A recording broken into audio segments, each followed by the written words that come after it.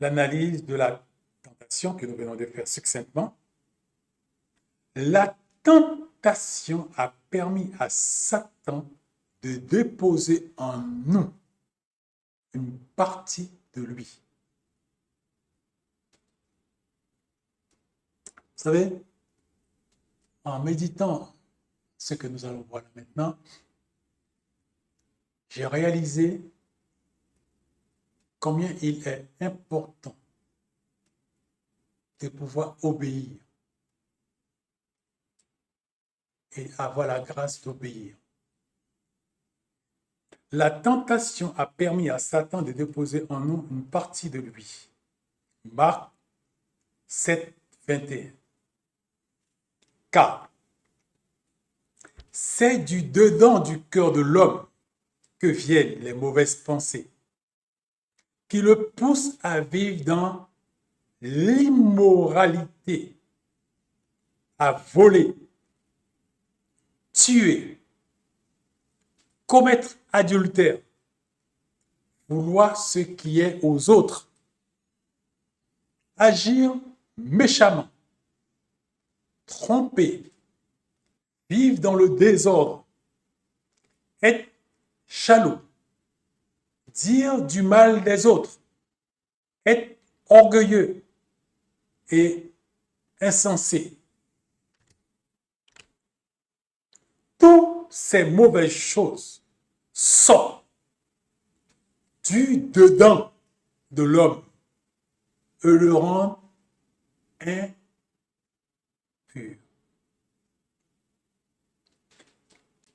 La séquence que nous venons tout juste de voir tout à l'heure là, à Éden, tentation, par lequel le diable a introduit une question, est-ce que Dieu a réellement dit? Et qu'il a engagé un dialogue avec Adam et Ève, et qui a abouti à Dieu a menti.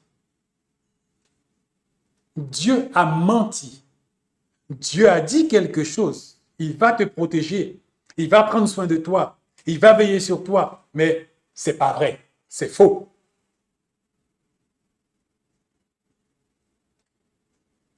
Dieu a dit qu'il a créé la terre. Non, la terre vient de l'évolution. C'est faux. Dieu n'a pas créé la terre. C'est fortuitement que la terre est apparue. Dieu a gardé l'Église, l'Église aurait pu sombrer.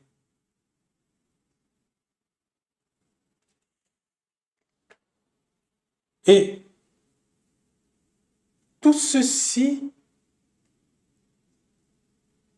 a généré quoi? Une fois que l'homme et la femme ont accepté que Dieu a menti, ils ont cru ce que Satan a dit. Veillons dans nos situations. Si nous ne croyons pas ce que Dieu dit nous concernant, sa protection, son amour, son affection pour nous, nous allons croire Satan.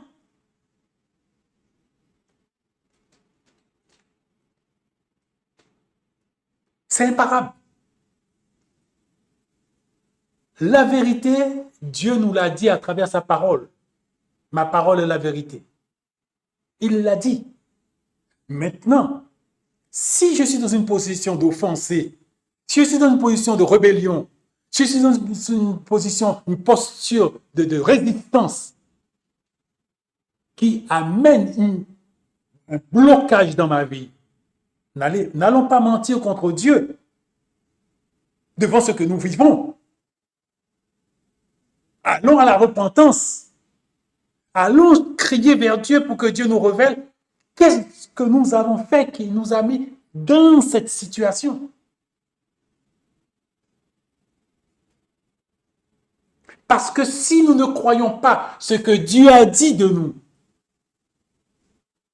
sur nous et pour nous, Nous sommes obligés de croire Satan. On pourra faire ce qu'on veut. On est obligé de croire Satan.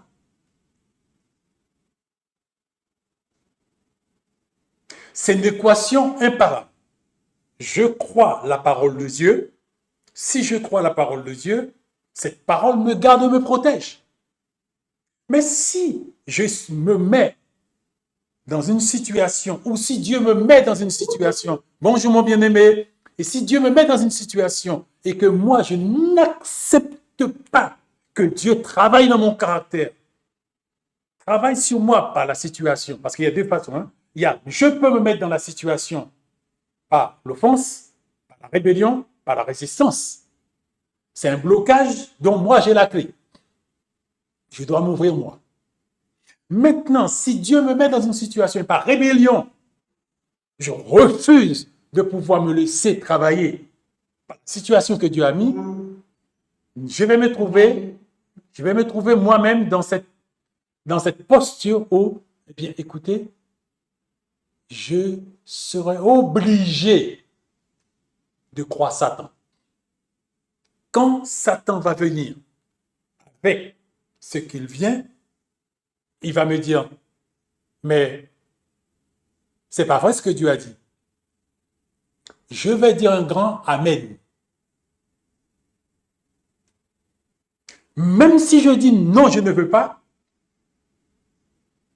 l'équation dans laquelle je me suis inscrit va m'obliger de dire Amen à ce que Satan dit. Dieu ne prend pas soin de toi, mais c'est une évidence. C'est pas de moi, c'est pas de moi. Hein. Dieu ne prend pas soin de toi. Tu regardes, écoutez, c'est clair. Dieu ne prend pas soin de moi. C'est une évidence, Dieu ne prend pas soin de moi. Tu es obligé de dire, Dieu a menti, Satan a dit la vérité.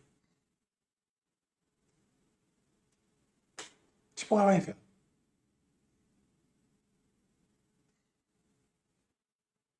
Vous savez, tout ça aussi découle de ce que nous avons vu premièrement. Et là où est ton trésor, là ton cœur va aller après. Et beaucoup d'entre nous, nous sommes dans des situations, dans des équations assez complexes. Parce qu'au prime abord, quand Dieu a dit, cherchez avant toute chose, premièrement, vous devez chercher, avant toute chose, vous devez chercher le royaume et la justice, le ciel. Nous n'avons pas, avant toute chose, cherché le royaume et le ciel. Ça a créé beaucoup de situations très complexes. Et maintenant, nous sommes dans un pelote de fil. Et nous devons le détricoter pour nous en sortir. Et certains d'entre nous, nous perdons courage. La repentance, l'humiliation. La repentance, l'humiliation règle tous les blocages, tous les problèmes. Allons à une profonde repentance, à une profonde humiliation. Dieu va nous prendre à ce moment-là, nous inscrire pas à pas. Voilà mon fils, voilà ma fille. Tu t'inscris dans ça, dans ça, dans ça, qui a amené cette situation-là. Et maintenant, tu te retrouves dans une équation, tu peux aller ni à gauche, ni à droite, ni en haut, ni en bas, tu peux rien faire. Ça, c'est la façon dont tu as abordé ta vie chrétienne ou dont tu voulais vivre ta vie chrétienne qui a créé ça. Ou encore, ça peut être une situation d'offense, de rébellion en face de X choses qui a amené ça. Là, c'est à nous d'aller devant Dieu pour pouvoir le trouver. Là, personne ne peut nous aider. C'est Dieu et nous. Et Tibi disait dans cette équation-là, tu dis, Seigneur, tu dois faire ça. Si tu ne le fais pas, je te quitte. Il rigolait. Il a dit, mais je te le dis. En réalité, tu le quitteras. Tu le quitteras. Parce que on ne mâchonne pas Dieu. On ne soumet pas Dieu par notre volonté. Non. La solution, c'est l'obéissance. La solution, c'est la repentance. La solution, c'est de confesser son attitude et son comportement. Et ça débloque tout. Alors, maintenant, la tentation a permis à Satan de déposer en nous une partie de lui. C'est pour cela que l'homme aujourd'hui que nous sommes, chrétiens ou pas chrétiens, nous nous retrouvons avec des choses terribles à l'intérieur de nous dont nous avons à combattre. Jésus qui parle, car c'est du dedans, du cœur de l'homme que viennent les mauvaises pensées. Vous vous rappelez qu'on nous disait, mon contenu cause problème? Vous vous rappelez cette parole-là? Vous saviez de quoi on parlait? C'est de ça qu'on parlait. Mon contenu cause problème. C'est de ce qu'on parlait. Vous et moi, nous constatons les cochonneries, les malpropretés dont nous sommes obligés journellement de livrer combat. Parfois, on se pose la question, Seigneur, je suis un fou ou quoi? Vous vous rendez compte un petit peu. Maintenant, si nous ne nous inscrivons pas dans le premier commandement et avec cet ordre que Jésus a dit, cherchez avant toute chose le royaume et la justice de Dieu, qui pourra contenir ce monstre que nous sommes dans sa nature? Dans sa nature spirituelle. Parce qu'il n'a pas dit c'est de la chair que vient. Il a dit c'est du dedans, du cœur de l'homme. Le cœur de l'homme, c'est quoi? C'est l'homme lui-même. Éden a touché l'essence de l'être humain. Éden a changé l'homme dans son essence. C'est pour cela que le combat est si ardu. Et il faut être courageux. Il faut accepter de se battre jusqu'au sang, jusqu'à la mort.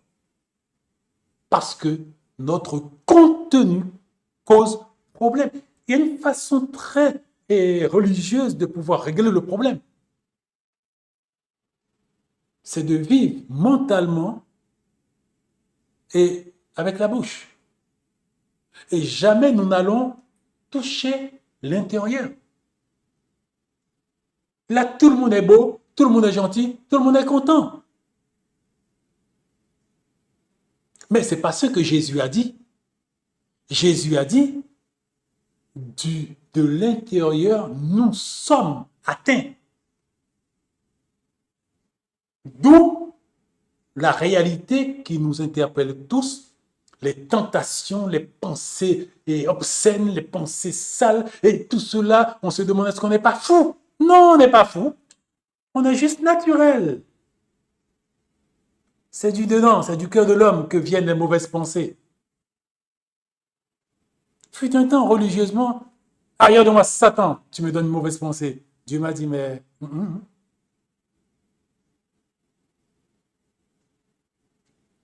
C'est du dedans, hein. C'est toi-même, hein. Comment contenir un tel monstre? Seule ma relation avec la parole peut le contenir. La parole est spirituelle. Cette partie de moi corrompue au plus haut point spirituel, comment je peux mettre la parole dans ma tête, dans ma bouche, et combattre une nature qui est de nature spirituelle? C'est ça la vie religieuse.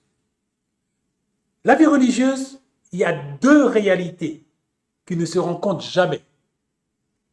La vraie moi, quand je suis enfermé chez moi, s'exprime, et le faux moi, qui est dans l'animal, qui réfléchit comment parler, comment regarder, comment réagir.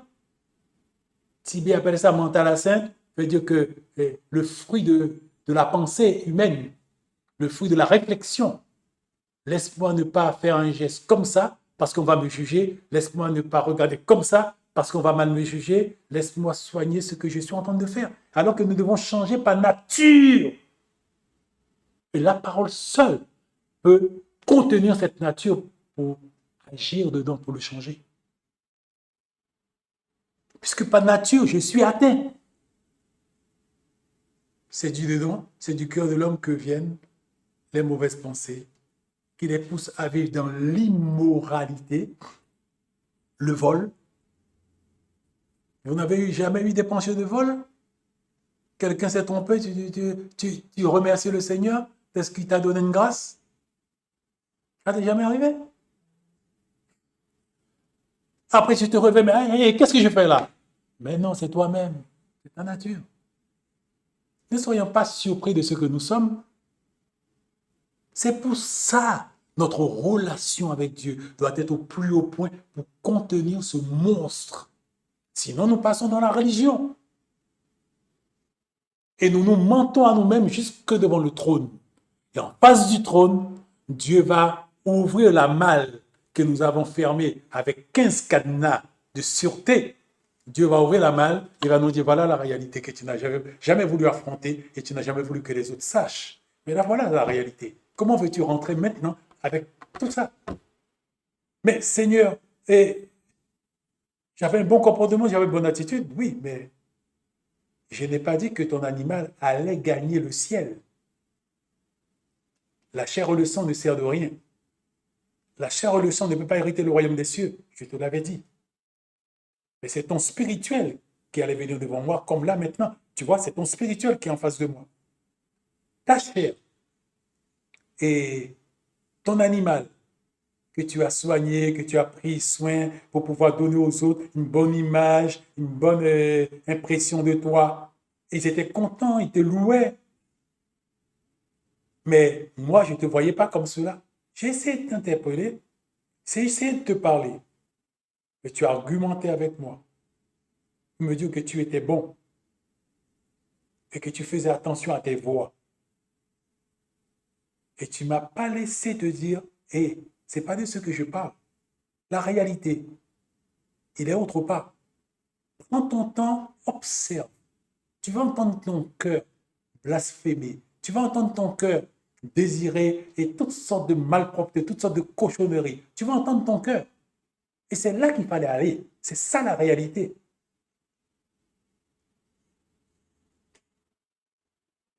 Et beaucoup d'entre nous, si on ne fait pas attention, on va passer à côté du but. On va tout rater.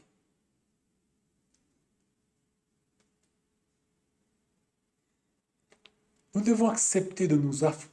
Il a dit, écoutez, et c'est du dedans du cœur de l'homme que vient le meurtre, les adultères, vouloir ce qui est aux autres, agir méchamment, tromper, vivre dans le désordre.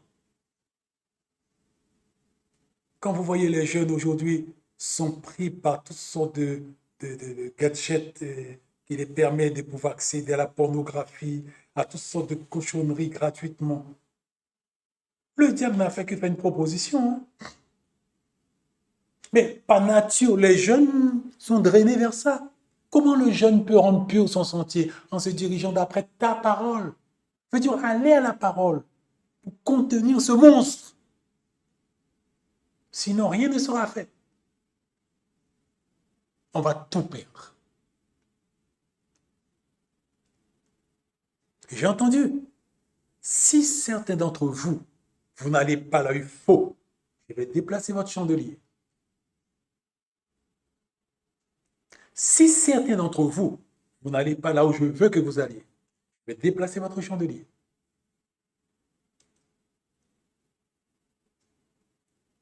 Il ne faut pas nous tromper nous-mêmes. Personne ne nous voit, mais qu'est-ce que nous croyons? Dieu ne nous voit pas? Bien-aimés, nous acceptons que le diable puisse nous dire, écoutez, ne t'inquiète pas, personne ne te voit. Regarde à gauche, à droite, en haut, en bas, derrière toi. Il n'y a personne. N'acceptons pas qu'on nous trompe aussi gratuitement.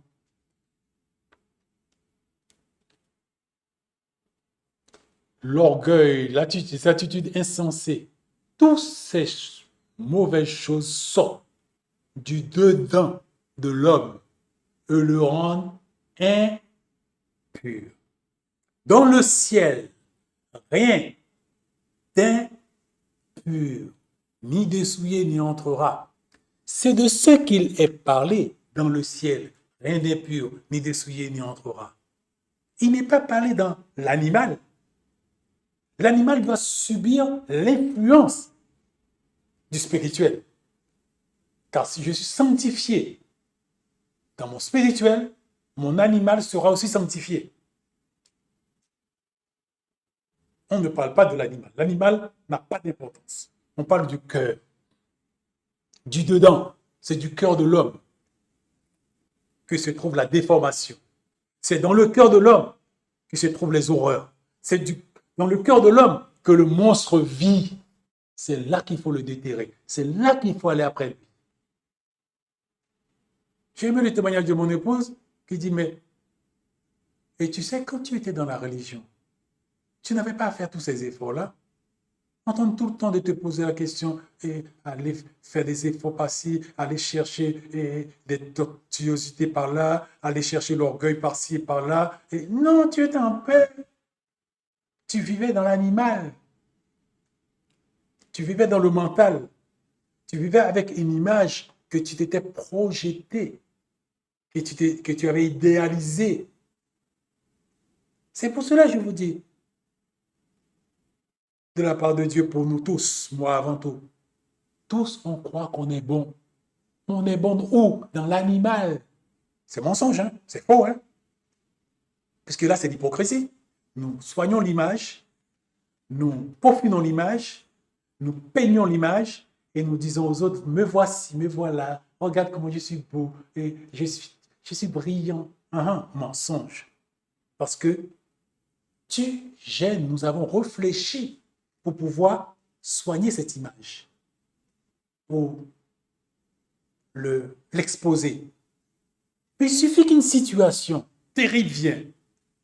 Mon animal perd la main. Mon réel moi, mon dedans là, fait surface. Et là, colère, insulte, férocité. Et là, en disant, mais je ne sais pas ce qui m'est arrivé. K.O. Hein? Tu ne sais pas ce qui est arrivé? Bien-aimé, nous sommes nous. Jésus a dit, c'est du dedans. C'est du dedans que sont ces choses. Ce n'est pas du dehors. Et c'est là qu'on doit travailler. C'est là notre relation avec la parole doit être intense pour le contenir. Car seule arme spirituelle qui a été donnée aux hommes, c'est la parole pour travailler sur la partie spirituelle de l'homme qui a subi les dégâts d'Éden lors de la chute. Mon contenu cause problème. C'est de ce qu'on parlait. C'est pour ça que tout découle pour le chrétien de la qualité de sa communion avec Dieu. Si la qualité de ma communion avec Dieu est selon le cœur du Père, ça c'est un enfant qui est protégé dans sa destinée. Il va y avoir des soubresauts parce qu'il y a les nécessités pour pouvoir travailler dans son caractère. Mais maintenant, quand il y a une tromperie, je me trompe moi-même et qui m'amène à une situation que Dieu n'avait pas souhaitée, ceci relève que dans mon cœur, j'avais des objectifs. Dans mon cœur, j'avais des désirs propres, indépendants à Dieu. J'étais dans l'indépendance. Je sais, j'ai pris des décisions qui m'ont coûté très cher et dont j'ai payé lourd prix. Mais après, il faut être courageux pour faire son mea culpa et pour faire marche arrière et pour accepter de payer le prix pour régler le problème. Parce que nous n'étions pas supposés prendre des décisions par nous-mêmes, selon nos objectifs, ce que nous voulions sur la terre. Nous étions supposés dépendre de Dieu. Mais Dieu est bon. À travers même de telles situations, quand il y a repentance sincère et quand il y a acceptation d'assumer la faute, Dieu nous enlève le poids. Mais nous aurons, nous, à payer certains tributs pour pouvoir retourner contre les courants. Il va nous accompagner. Mais nous devrions mettre de nous-mêmes, mettre notre cœur pour pouvoir retourner. Il ne va pas nous laisser tout seuls. Alors, c'est ce qui fait la plupart du temps que nous nous trompons nous-mêmes. Ce n'est pas parce que nous sommes sincères, nous voulons prendre une décision, on se trompe, hein? Non. C'est parce qu'on a dans notre cœur une ambition propre, des désirs propres, indépendants à Dieu. Et parfois, il nous interpelle. Il nous interpelle. Mais nous sommes si focalisés sur notre objectif, on ne l'entend pas. On ne l'entend pas. Et après, arrivé à un moment donné, nous sommes devant l'évidence, ça fait mal. C'est douloureux, c'est très douloureux. Mais toute chose concourt au bien de ceux qui aiment Dieu. Même nos pires erreurs, même nos pires catastrophes, quand il y a repentance et reconnaissance, Dieu l'utilise pour nous faire grimper plus haut. C'est ce qui est merveilleux avec le chrétien. Il est vainqueur dans sa défaite quand il se repent. Il ne faut pas aller attribuer une tromperie auquel nous pouvons être victimes comme étant quelque chose qui relève de « écoutez, j'ai été victime d'une tromperie ». Non. En amont, il y a eu une volonté propre, un désir propre, une ambition propre, indépendant au dessein de Dieu, qui parfois s'inscrit dans l'offense, peut-être c'est ton cas, mon bien-aimé, la rébellion, ou peut-être le désir des choses qui s'inscrivent dans ce monde. Là, il ne faut pas se décourager. Il faut juste reconnaître et être courageux. Remettre le dossier dans la main de papa, lui demander la grâce, s'il te plaît, donne-moi la grâce de vraiment me repentir de cœur. Je peux vous dire, quand il y a repentance de cœur, il change notre faiblesse en force immédiatement. Et comme cela, on a le courage pour affronter, pour pouvoir avancer.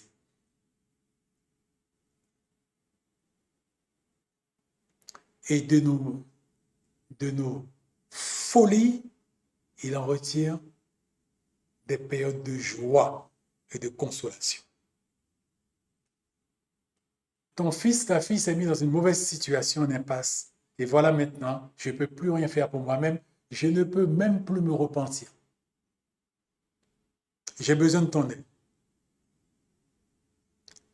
Et là, nous tenons devant lui, nous lisons la Bible. Nous méditons. Au départ, ce sera Dieu de la tête parce que spirituellement, on sent mauvais. On ne peut pas être admis devant lui. Mais nous persévérons. Là, nous allons commencer à sentir que il nous offre la possibilité de l'accès au trône. Et après, petit à petit, il nous donne un esprit de réelle repentance descend sur nous. Là, nous pouvons nous repentir de cœur. Et une fois que cet esprit de repentance vient sur nous, nous nous repentons de cœur. Maintenant, nous avons la grâce et la force que si on veut introduire le doute, mais tu n'es pas pardonné, regarde-moi Satan. Parce que je sais par expérience ce que j'ai vécu avec mon papa. Là. Et là, je peux maintenant aller chez le maître pour pouvoir me repentir. Mais quand nous commençons à prendre un mauvais chemin, au début, ce chemin-là ne paraît pas mauvais. C'est seulement la Bible qui nous dit, mais non, ce n'est pas la bonne. Mais à l'évidence, nous voyons comme si que ce chemin nous sourit et nous est prospère. Nous continuons à avancer. Après un certain temps, blocage total. Parce que notre voie nous a rattrapés. Mais pour pas que cela arrive, c'est pour ça qu'il dit, mais je dois vous suffire. Je dois vous contenter. Contentez-vous de moi.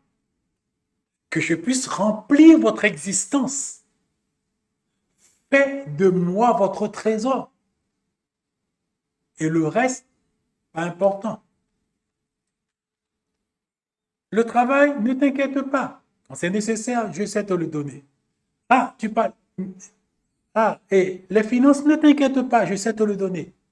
Mais je suis occupé à travailler.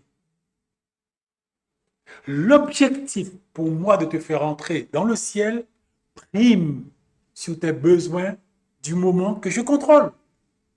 Ne t'inquiète pas pour ça. Je les contrôle. Je sais quand c'est nécessaire, Dieu peut nous faire rester 1 jour, 2 jours, 3 jours où nous n'avons rien à manger. Paul l'a passé. Moi, j'ai eu le bonheur et le privilège de l'avoir vécu. J'ai vécu cela. Mais c'est un bonheur incroyable. C'est pas que la chair ne souffre pas. Oui, la chair souffre. Qui est heureux avec un estomac qui n'arrête pas de protester? On n'est pas heureux dans la chair. Mais mon esprit grandit. Et s'il y a une nécessité que je reste 2, 3 jours, j'ai rien à manger, parce que Dieu l'a jugé bon, où est le problème? Je ne suis pas le premier. L'apôtre Paul l'a passé. Il a dit, j'ai connu la faim. Et bien d'autres choses.